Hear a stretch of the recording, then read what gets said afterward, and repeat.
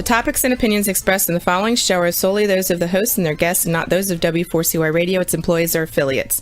We make no recommendations or endorsements for radio show programs, services, or products mentioned on air or on our web. No liability, explicit or implied, shall be extended to W4CY Radio or its employees or affiliates. Any questions or comments should be directed to those show hosts. Thank you for choosing W4CY Radio.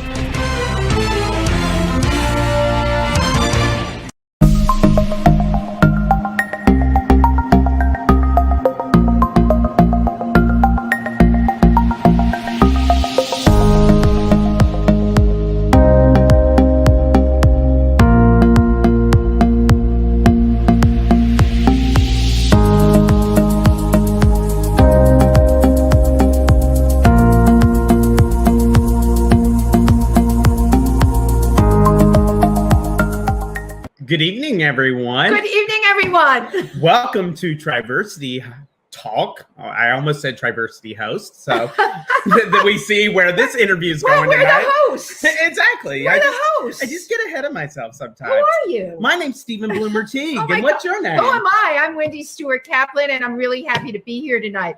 Oh my gosh, we have the best guest tonight. I'm very excited. Wendy has been telling me about this guest for a while, and I finally got to meet him today, and I'm very excited to talk to him. But before we introduce our guest tonight,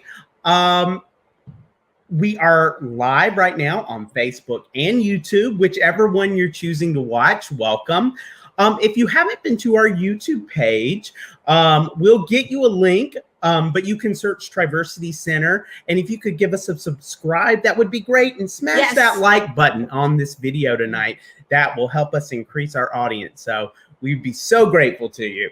So you gave them all the instructions. I mean, I hope so. Oh, yes, ask questions. Yes. Ask questions tonight. Yes, ask questions because it goes into our live chat.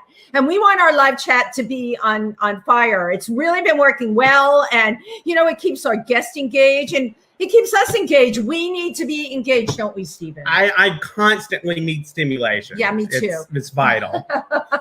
So without further ado, we'd like to bring to you Ike Avelli. Welcome, Ike. Oh, no. Oh, my goodness. Hi. Oh, my gosh. Look at you just cleaning your teeth before you make your appearance. Well, A little lipstick. Yeah. A little lipstick. Okay, smile for us so we can make sure there's no lipstick. Okay, that's great. That was a snarl, but we'll take it. So I have to ask a question about your teeth because I was reading up on your book, and one of the things you said is that Alyssa Milano turned like 44, but her teeth turned 20. So how old are your teeth, Ike? Oh, mine are all there. Mine are all there. Alyssa Milano. Oh, lately they look like a set of urinals. Oh my goodness.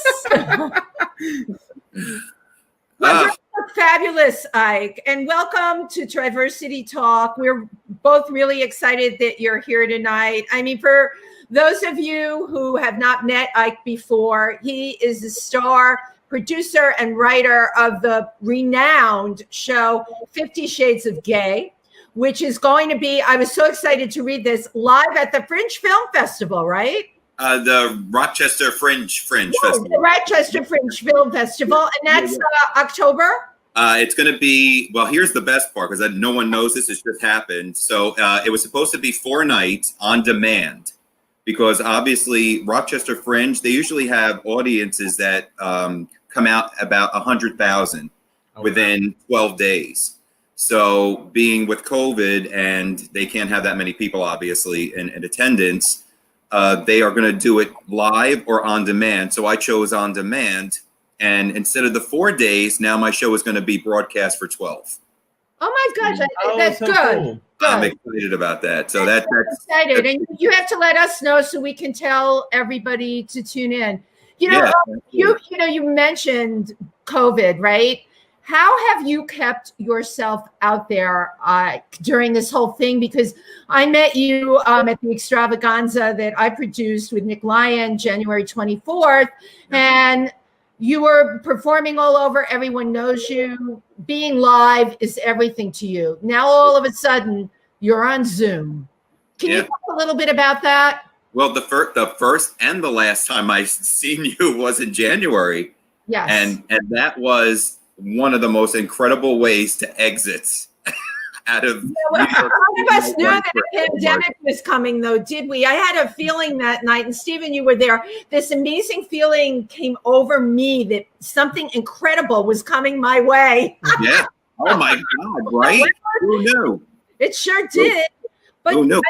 As a performer, I mean, our worlds got turned inside out and upside down. So I'd like to know your initial reaction when everything got shut down and how all of that affected you and how you decided you were going to keep your career going forward. Well, first, I was upset because Ricky Martin was not around to experience this with. I'm so sorry for you.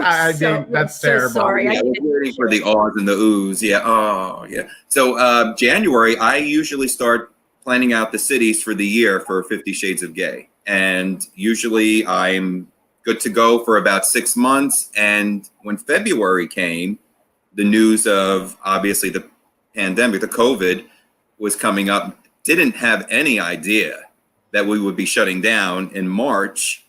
And April, May, June, and June is when I start usually touring. I was supposed to be out in Chicago, Miami. He's all over. We were going to be all over, and soon enough, everything started coming in, postponed, reevaluating. We were supposed to do Palm Springs, postponed, and I, like you, Wendy, decided, well, we can't just stay there laying down. We have to do something.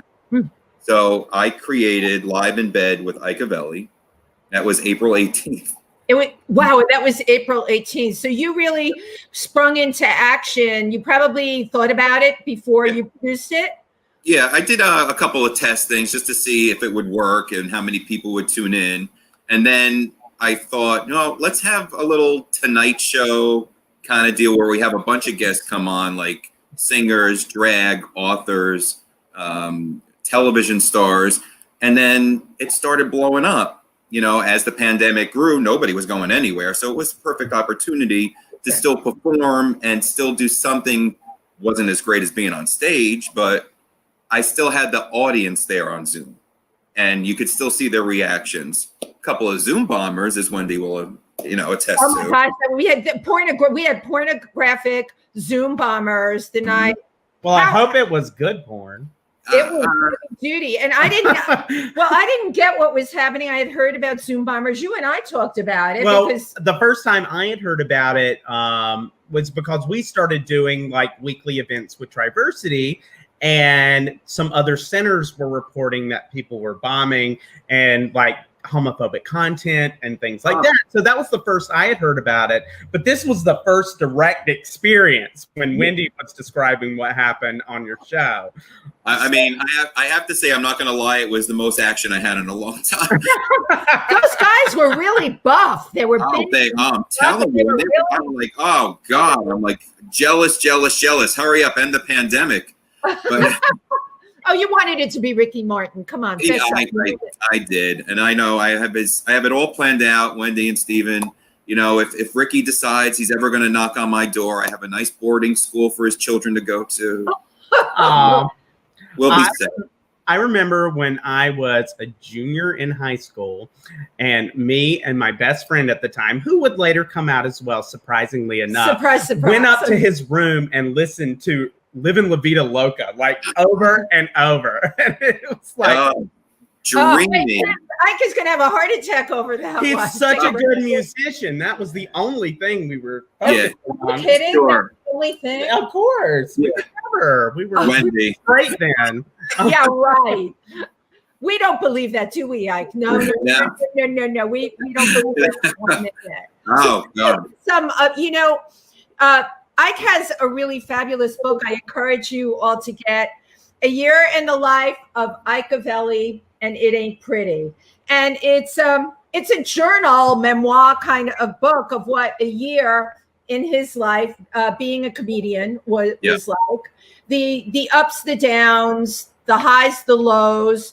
And one of the threads, and I was talking about this with Stephen, the comedians that influenced you. Can you talk a little bit about that?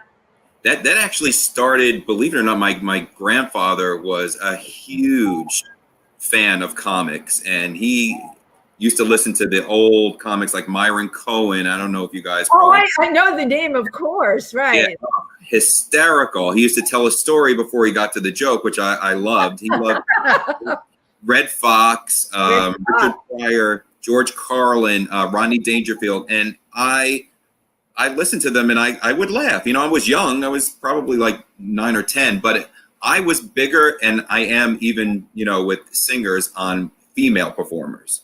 So I don't usually get male comics, but I do understand female comics. And I know it sounds crazy, but Tell us about some of the female comics. I love the fact that female comics like Joan Rivers obviously broke the grounds. Toady Fields, Phyllis Diller, they, to me, were doing things that were outside of the box that men were doing. Men were always performing, but they were saying the same jokes. They were talking about the same things. Women went outside the box. They weren't afraid to break the barrier. And that's what got me into comedy. Even the singers, Barbara Streisand and all the Patti LaBelle's, the big singers. I love female singers because they show more emotion. You know, they go up, they go down, they can belt, and not so much today, but.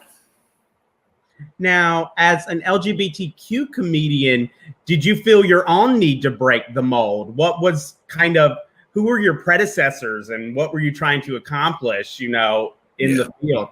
Well, Sandra Bernhard, we love her. Loved her. And she's one of the reasons is Joan Rivers, Whoopi Goldberg, but Sandra Bernhard, I just loved the way she put an eclectic show together. It was singing. She would do storytelling, jokes, and they were great. And that's kind of what my show it goes towards. I was a big fan of Carol Burnett, another woman, back in the day. Yeah. And when I was a kid, I said one day I would do a variety show, and never thought it would take 40 years to get there. But I love it. And Sandra Bernhard, for the LGBTQ, she broke ground on so many levels. And for me, when I started doing open mics, it was a lot of straight bars. And I think, you know, when you go to open mics, they're basically 2-3 minutes, and it's just somebody up there telling a joke, and it could be good, it could be bad. When I made my first impression, I thought, you know what, I'm not going to do that. I wound up showing up my first open mic in a costume with 2 muscle men bringing me out. Gorgeous. And I was like, well, I'm a gay guy in a club with all straight people where there are no open mics in the LGBTQ community. There really aren't. And you have to either say, I'm either going to go in this and succeed, or I'm just going to go and tank. But it's interesting that you were fearlessly taking a risk like that, because as Stephen said, you know, you're an LGBTQ comedian, right? Or gay comedian. And prior to that, the history of it, did you know a group that was called Three Funny Gay White Males? No. Okay, so I'm going back like 20 years ago, right? And the person who was in that, his name was Mark Jeffy Cohn. We were actually in a film together. He was the first openly gay comedian I ever met, and he had 2 other Three Funny Gay White Males, right? And I always meant to ask you, did you know of them? Were they inspirational to you? Geez, you know, I'm so sad that I don't know who they are, but I'm going to have to look them up. We'll go do a Google. So what year was this when you decided to start doing stand-up? When I started going out to open mic was 2011. Okay. That's not so long ago. 9 years. It took me a while. It took me a while. Change. Well, yeah, but it's. I've done stand up. I do if I MC. I can't get up in a club anymore, and I've done stand up at the Duplex and at the comic strip, places like that. I feel like you're ripped raw, and your material can be so funny, but if you get that drunken, horrible audience, it is absolutely brutal, and it's like you're so alone up there. But you know what? I have to tell you though, Wendy, the one thing that I learned along the way, and I lived in Pennsylvania because we talked about this before. And it was getting to be a hassle because I was going from, there were really no open mics unless I went to Philly, because I lived in the Poconos. It was Albrightsville near Broadheadsville and Stroudsburg. But you live in a populated, at least, city in Milford, right? There's people in Milford. We're populated. Yeah, City might be populated. We got a population. But not where I lived. It was this is the truth. We lived on a block and there were 3 houses, and my neighbor was Freddy Krueger and Michael Myers. That's great. The rest was woods. Yeah. It was literally no life there. There was no nightlife. There was no bars. It was, you stayed at home and that was it. So going back and forth from PA to New York to do 5 minutes of stand-up, it wasn't working for me.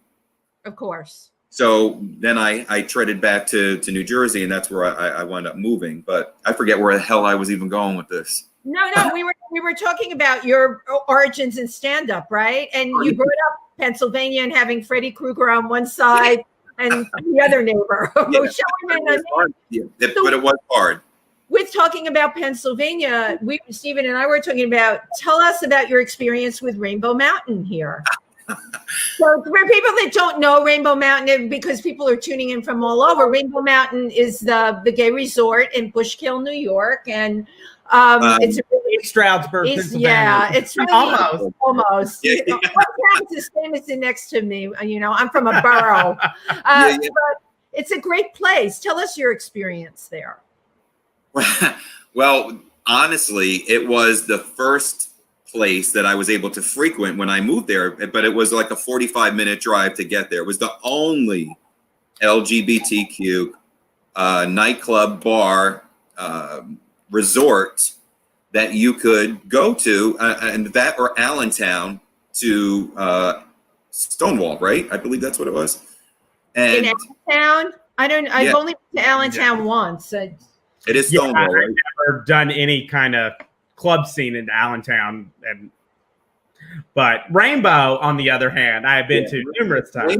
Rainbow was the first place we frequented, and it was a nice place to go to. I'm not going to lie. Had a great time there every time that I went, because where else am I going? Right. You know? So we would go there and we would have a good time. We made wonderful, wonderful friends. And then at one point they asked me to bartend there. Oh. And it was one of their Thursday nights. They had karaoke in the lower section of the place. And there were 2-3 people when I first started there. But by the time I left, there were about 30-40 people on a Thursday night, which was insane for a work week. But after that, that's when I moved back. And when I moved back, I seem to have kind of lost connection with the people there. They kind of, after I moved to New York. So they went their way, I went mine. Well, you became a city slicker, and we just can't deal with that. That's right. I know. So I going through your book, there was a quote. Can I read? Is it okay for me to read a quote? Sure, yeah. Okay. Oh my God, why am I still fucking single? This is horrible. I'm going to be alone for the rest of my life. If one more person tells me you have to be happy with yourself before you find a man, I'm going to send them to Dexter with a pallet of shrink wrap. Could you discuss being gay and single and over 40? Like, could you discuss that from your perspective? Over 50. Ugh. Well, I'm, you know what? I just put you in the row. I'm just going to say, Wendy had mentioned you had come out at 44, and I was like, I did not think he was older than 44. There you go. I know the coming out thing was even crazy, because I grew up. You're really young, Stephen. You're in your early 30s. I'm 22. No, I'm 38. He's so young. He's like you're a baby, but not that you're a baby. But the thing is, when I grew up in the 70s, you could not even mention the word gay. You couldn't mention anything that was remotely close to being gay. So I took it from there that it's obviously not a good thing. So I dated women majority of my life, and I didn't come out until I was 43, which was 2010. That's Finally came out. Yeah. Now, what led you to that point? Was there any particular moment, or just enough's enough? Well, I came out to my sister first, who is so open. And your sister's fabulous. yeah, she's amazing. Yep, so open, understanding, no judgment, and we took her to a gay bar, and she had a great time, and that's when I came out to her. My mom, that's a funny story, actually. My friend of 20 years called my mom up drunk one night at like 2 or 3 in the morning, and he was like saying that he wanted to tell her something about himself. And she was like, well, please tell me. She was like, don't be afraid. He was like, well, I don't think you're going to like me if I tell you this. And she was like, I would never. She was like, please. She was, what's wrong? So he told her that she was gay, and she was like, oh my God. She was like, of course, I would never hate you. And then he proceeded to just hang up with her. And the next day, my mom calls me and says, I had a wonderful conversation with your friend, and he said he was gay. And is there anything you want to tell me? So I said very maturely, I said, well, I says, if I was gay, not saying that I am, how would you react? And she says, I hear it's all the rage. Your mother is amazing. Very chic. I love it. That's great. Right. That's great. And then you knew you had her total support. Yeah. Oh, yeah. She was more upset that I was more upset with myself, because you don't know. I mean, the older generation too, like my grandparents, they already passed. I'm sure they would have been fine with it, but Italy, older, I don't know. I to this day, I'm sad that I don't know. It's a reality, Yeah. But having to wait really bugged me, because I lost out on so many experiences. So it's really interesting how supportive your mom is. Unbelievably supportive. She's in every audience, whether you're on Zoom or wherever you are. Your sister too, yeah. But you have a very close relationship with your mom, and you talk about in your book about your mom dating. Oh, more than me. Are you jealous that your mom has more dates than you? Yeah, my mom's 77, getting more action than me. Isn't that just like, work? Kill me now. Right.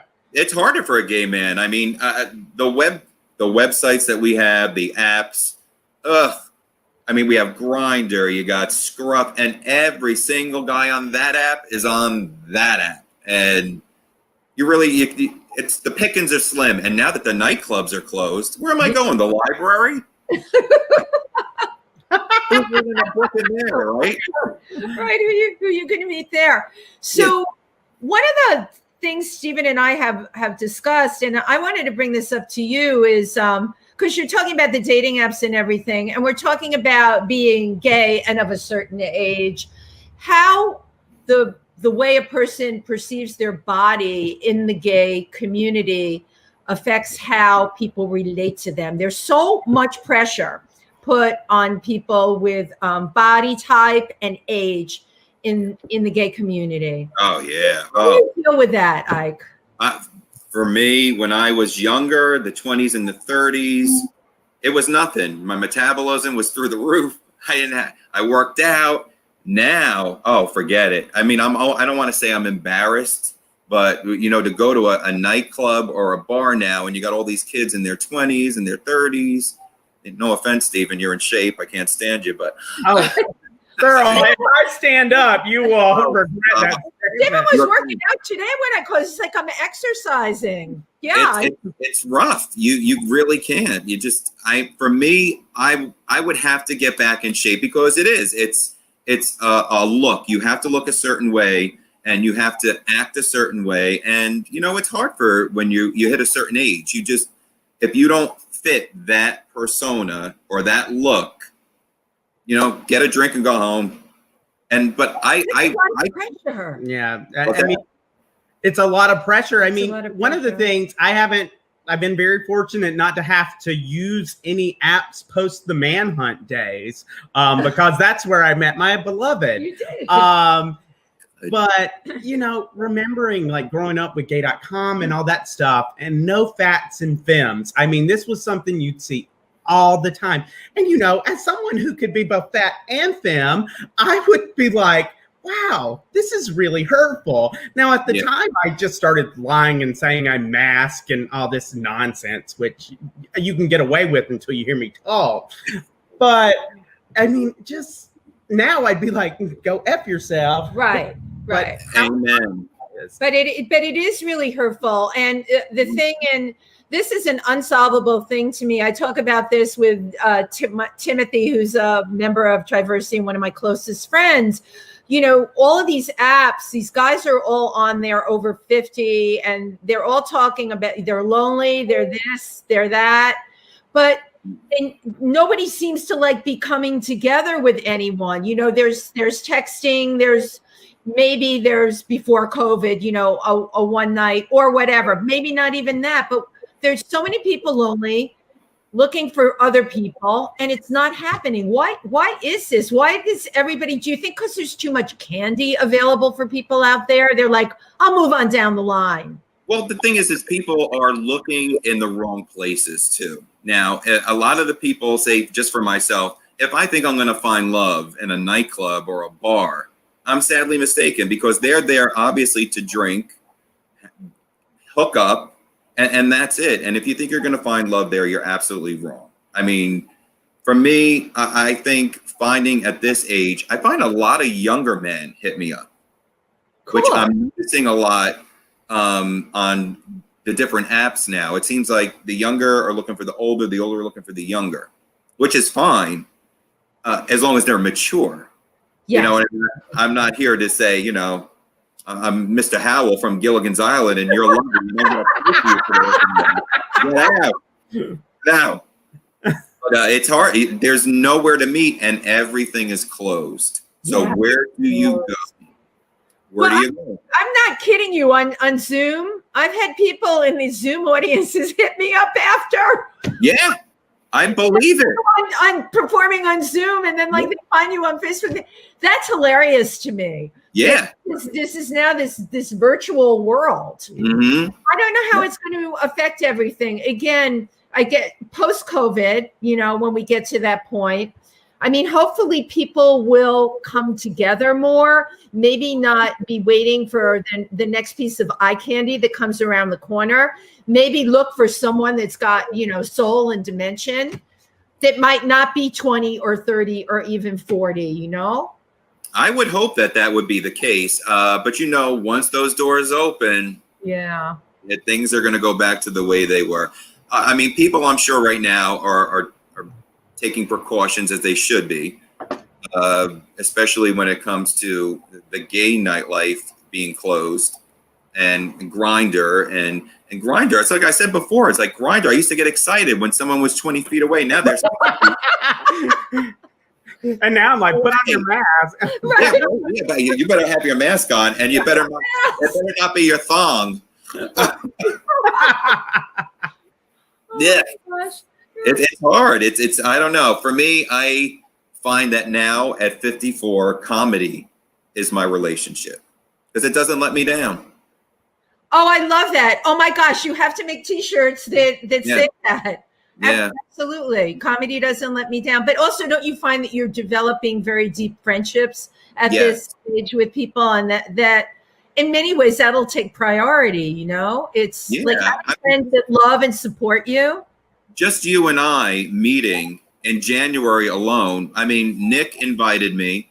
Who would have thought that we would be here today? You doing the pandemic cooking, which again, like, where the hell did that come from? It's like, you know, my world got rocked March 12th. They shut the city down. And, you know, like you, I was like, oh my God, they just took away my entire career. And then I don't have any fallback. I've only ever earned my money from modeling and entertainment. So it's, what the heck am I going to do? But, you know, for many of us, I mean, Stephen took our organization online so brilliantly. He produces this huge talent show. And it's going to be on Zoom and it's going to be on Facebook Live. And I said to him, how are you going to do that? And who are you going to, I could not wrap my head around it. Well, it was a tremendous success. Yeah, that's great. And you know what?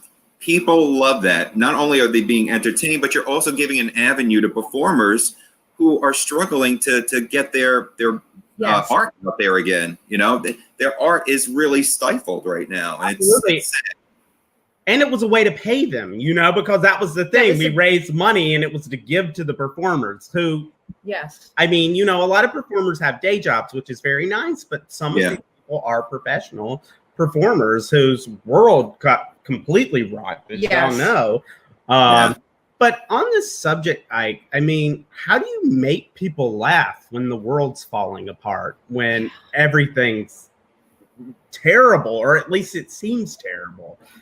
You know, I tried to go to the way a lot of people come up to me after a show. If somebody lost a sister or a family member, and they come up to me and say, you know, thank you. This is the first time I laughed. Or you have to treat it the same exact way. You walk carefully on some of the jokes that you're going to use. But I just try to think of things, even with the pandemic, that are funny. Like, for instance, my boyfriend said to me, I don't even know if I should say this here. Say it. Please say it. Please. Say it. He said that during this pandemic, he learned that my mouth is like a Hoover vacuum because I've sucked everything out of the refrigerator. Yeah. And that is true. Yep. Ties it to body image. No way. Okay, we're back to the body image. I mean, what do you say to that? Thank you. Right. I tell you, the one thing I have noticed from the pandemic is there are two types of couples. There are the couples that increase by about 30 pounds, and there are the couples that decrease by about 30 pounds because some people were like, oh, COVID, I'm going to take everything seriously. And then you had people like me who were like, let's eat everything. Oh, Stephen, let me tell you, if I went to Five Guys restaurant now, gaining all this weight, they would see me coming. They'd have to hire 5 more guys. Oh my God. I've gained 20 pounds. I'm not going to lie. I gained 20 pounds. Well, listen, we're going to all move past this, you know, and speaking of moving past, like, could you go into a little bit of detail about your show, 50 Shades of Gay? Because other than what we did on Zoom, the live show, I never was privy to see. I didn't even know you then. So I know, but we know each other now. So yeah. But hopefully this will open up again, because I was doing 50 Shades of Gay started when I was trying to come up with an idea for Gay Pride in New York City, 2015. Okay. And I was watching the television and a 50 Shades of Grey trailer came on. And I'm sitting there, I'm thinking, oh my God, 50 Shades of Gay, duh. Right. So I came up with that idea, and then we put together a variety show for Pride. But here's the funny part. The night before the Supreme Court said marriage equality had passed. The next day, there was a line to come see the show. We sold out, and the show has been good to me for 5 years now. We have been traveling and selling out little cabaret theaters, no big stadiums, obviously, but we're having a blast, and we have all different performers from near and far, from Vegas, from Atlantic City, and Florida, and Rochester, and they all come out and they perform, and there's no drama. Which is the best thing, right? No drama. And interestingly enough, when Ike produced the show on Zoom, I'm like, who are these people? How does he know these people? You know, I'm like so entrenched in New York. And then I find out this one's from Rochester and this one's from here. And you had your friend Aunt on from Australia. It's like our world now has become, our world has shrank. Yeah. Really. And how amazing. We're able to now develop relationships. Gio Michaels, I met through you. So incredible. Oh, what a performer. But there have been so many that I would have never even known about, right? Because we all live in our own little worlds, unless this pandemic happened and unless these shows happened on Zoom. So, you know, we all did a good job with it. You're right. It's a blessing in disguise, really. We're meeting people that we didn't think we would get to meet. Like, I'm meeting stars that I looked up to in the past they're so accessible now. I think to myself, my God, if this pandemic happened in the 70s or the 80s, we didn't even have social media. What would we have done? Absolutely. Yeah. So you're right. We have to be grateful for what we have here. I mean, it is definitely a silver lining. I mean, it demanded that we learn how to use things that are new and connect in different ways. And I mean, so yeah, I mean, you know, bad can come with a little bit of good, at least. Right. If you're open to it, if you're an open-minded person, and obviously the four of us are. So I have a question. Oh, you know where I'm going to go with this. Before I get to, we have audience questions, which is great. But I have to ask you a question that you always ask your guests on your show. You know this is coming. Who's the worst drag performer you ever had to work with? Let me think about that. Holly Day is her name. I met Holly Day back in 2013. It was at a award ceremony. We were both presenting, and what an attitude. I mean, literally, I'm like, really? Come on. And I, from there on, I was like, ugh, never again. I won't go visit. I won't.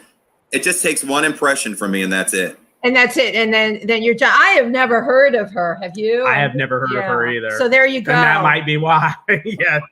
Miserable thing that she is. If you're gonna be a diva, you have to like get to that point in your career. You can't just.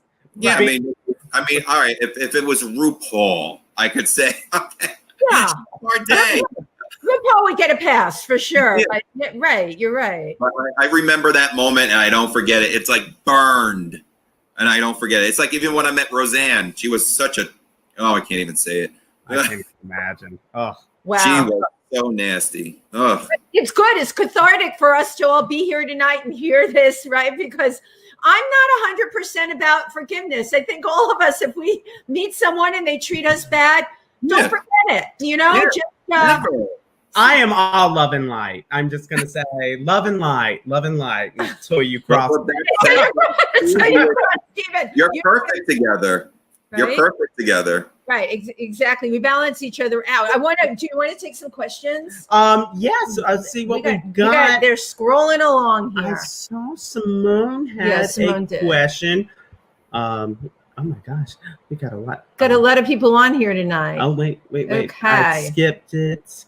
Where is it? Oh, so going back to kind of our LGBTQ comedians that paved the way, Simone Krause asked, what did you think of Ellen as a stand-up comic before her TV show and her daily program? Well, first, I love Simone. I love her more than Ellen. I seen Ellen perform, and she was hysterical. She's still a funny comedian. I think she's still on point. She's great. I'm trying to think. There was another LGBTQ comedian that I saw that was so funny. I'm trying to remember outside of Ellen. Paula Poundstone. Oh my God, I love Paula Poundstone. Are you familiar with her? I am familiar with her. She's doing a lot of writing now. Yeah. She was so brilliant in her delivery, and I love her too. Another woman. Right. All right. What about Kathy Najimy and Mo? The Kathy and Mo show. Kathy Najimy is brilliant. Wasn't that great? Yeah. Oh my, we're coming up with all these gay comedians. You see, we are brainstorming now. But that was the Wendy and Mo, the show. Oh, that was brilliant. Right. It was the Kathy and Mo show, and that they did funny comedy. Yeah, it was, and then she went on to do my Big Fat Greek Wedding. Kathy Najimy. Yeah. No, she did Sister Act. Sister Act. Yeah. What else did she do? She's done so much. Tons of stuff. Yeah. Hocus Pocus is probably. Hocus Pocus was hilarious, right? Oh, Bette Midler. Oh, I just have to say, I mean, this isn't really related to Kathy Najimy, but they're going to do a remake of Death Becomes Her with Anne Hathaway as Madeline Ashton and Goldie Hawn's daughter. What's her name? Oh, Kate Hudson. Kate Hudson as Goldie Hawn's character. What do you think about that? I don't know. That to me is like the best movie ever. It is. I mean, I was the best movie so. ever. And how are they going to fill the shoes? I don't know. I don't know how I feel about that. When maybe I'll be wrong. I'm kind of excited about it. Yeah. I mean, Bruce Willis was absolutely terrible in it, but I mean, it was even perfect. I mean, but the line, I can never quote it right, but it's like, it's okay, go for it. Ernest, do you know what they do to aging, bald, overweight Republicans in prison? Because it's not pretty. Meryl Streep is honestly at comedy. She is incredible, and she stole that movie to me. Oh yeah, absolutely. Flaccid. Wow. Flaccid. Which I have screamed out plenty of times in that very scene. That is one of the most quotable movies in the world. Flaccid. It really is. It's what you could think of so many different. I could see right through you. On guard. Oh yes. Well, completely memorized. That's amazing. Yeah. Well, a movie that's really funny and has great writing and really great actors in it. You remember what they say. Oh, absolutely. And that's just a classic. Yeah, totally. So, Ike, when you wrote your book, it was what, 2000? I'm going to hold it up again. Hold it up right side up. But I wouldn't be me if I held it up right side up. The person who we have, Elizabeth Geitz, who's amazing, was on last week. I totally loved the name of her book, but she forgave me. She's a reverend, but she forgave me. But I'm just all right. So here we go. There, is it on camera? There you go. There you go, Ike. There's your book. Where can people get your book? They could get it on Amazon right now. If you go to my website, ikeavelli.net, there's a link for it right at the top. Right now, you got to let everybody know, Wendy, it's a read that can be done in 2 hours. No, but that, you know what? Ike had told me that, and this is not true, and I will tell you why. If you really want to savor what he goes through in the year of 2017. Oh, thanks. Let's face it, honey. It wasn't your greatest year, right? No, yeah. Though that's life. Wow. We all can have a crummy year like that. So I kept it by my bed. It was like Ike and I were in bed together. Look, we all have our heads on the pillow. We've been doing that for a while, Wendy, for the last couple of months. I tell you, you've got to write a year in the life of Ike Avelli 2020, because that will be a bestseller. I was thinking of doing the 50 Shades of Gay from the time I created it till present day, and that's genius. Oh yeah, that's fabulous.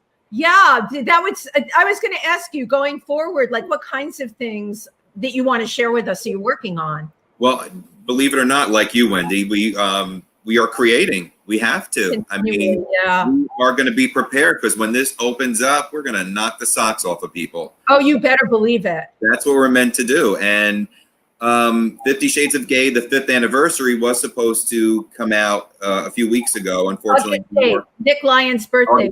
Yep. Nick Lyon's birthday. And unfortunately, New York City was supposed to be in phase 4. But they cut indoor dining and performing out for phase 4. So we're still waiting. So I have 50 Shades of Gay 5th anniversary, and I have, God willing, I wrote a Christmas show. It's my 4th one. And this one it's going to be me as the baby Jesus. Are you kidding? Yeah. Going to be 2 drag queens, and the title of the show is Mary, What Child Is This?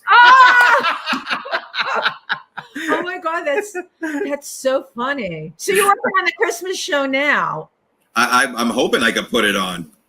Well, but even if that is really something for us to look forward to. The title alone would make me want to go see it. Yeah, but 50 Shades of Gay is going to be coming to the Rochester Fringe. This will be my 4th year. Unfortunately, I'm not going to be there, which kind of stinks, because if you ever have the opportunity to go out to see a Fringe festival, you have to go to Rochester. It's 12 days, 500 different shows, and it's eclectic and so amazing. And I think, Wendy, you and I should put a new show together and maybe bring it out there. Well, I totally want to put a new show together with you, and we're going to keep cranking out. We're going to put our creative energy together. What's so funny is when I started performing on Ike shows in April, this show didn't exist. And I mean, like, here we are tonight, which shows you, and this is meant to inspire people out there. You know what? You don't give up on your dreams. If someone tells you no, you move ahead with yes, and surround yourself with really great people. Honestly, from the time I met you, January 24th, and then the next time I saw you was on Zoom. Okay, how bizarre is that? But I love what you said. I love what you said. Surround yourself with positive people. Yes. Those are the people who believe that. You have to. Some people unfortunately don't, but you know what? Those that are like that, we just have to cut them out, like the festering sword that they are. Oh, it's starting to come out. Love and light, love and light, love and light, love and light, love and light. I want to know what you've been doing to keep in shape during the pandemic. Don't go there. Come on. I know you're doing something. Well, I will be honest with you. I started today. I don't know what came today. 6 months later, I decided I'm going to go in my garage, get out my bike, and I decided to ride around the whole neighborhood. And I'm going to start doing that every night. I'm going to start doing that too, right? Well, that, Wendy, and the fact that I have to get a Nick Lyons jacket that he bought me. Oh, yeah, right. I know it's a little tight on you right now, right? Okay, you're busting out of it. But how motivating to have a beautiful, it's sequins, right? Yeah. Red with sequin. That's stuff. fantastic. Yeah, he's amazing. No, I tell you, I went to Fire Island about a month ago, and it's kind of like 7 concentrated days. And of course, that's the self-image capital of the world. But I was like, I'm going to start a walking routine. And Fire Island beaches are not to walk on a good day. So it was like my back was on fire, and I was like, and I was like, okay, this is ridiculous that I cannot walk on a beach. So that was really the motivation. So that did it for you, huh? Yes. Well, you know what? Whatever, listen. All of us can be healthier. We can all work on our mental state, our physical state in terms of making us healthier as people. And if this makes you healthier as a person, excellent, right? Absolutely. Yeah. If you were able to come out of this with a positive outlook, kept your mind clear, and be creative and still look forward to 2021, then you're already ahead of the game. You're ahead of the game. I have to tell you, we had a lovely comment from Mary Weber Krause that your book is like a Bible. No. I messed that up too. She messed it up because Wendy, we won't say you'll have to Google to figure out the joke. But when Wendy held up your book upside down, Mary said, Wendy, the book is not a Bible, which is a political reference. We won't say what kind of reference or to whom, but I got it. I totally got it. Oh yeah, Mary, that was funny. Well, you can let Mary know that I do say Jesus a couple of times in here. So he does say Jesus a couple of times in there. What is you refer in your book about the Book of Ike? What is that? Was that based on the Book of Mormon? Can you talk about that? That's another thing that came up. I needed another show, and the Book of Mormon popped in my head. So I did a show that was kind of a religious parody. So I did a couple of video sketches. I had Robin Camille, God rest her soul. God bless her. She was an amazing comedian and our friend. Yeah. Oh God, and Vicky Villaness, an amazing drag performer. She's great. Yeah, she was in the show. So we just did a lot of songs and stuff that related to a religious parody. So we did like "Living on a Prayer" by Bon Jovi, and the audience members came up and they had some fun lip syncing and. Oh, cool! So you involved your audience as you always do. Oh God, yeah. You have to. And I have 2 great sponsors that make that happen too. So I have Uber Lube, which I think Wendy you got yours.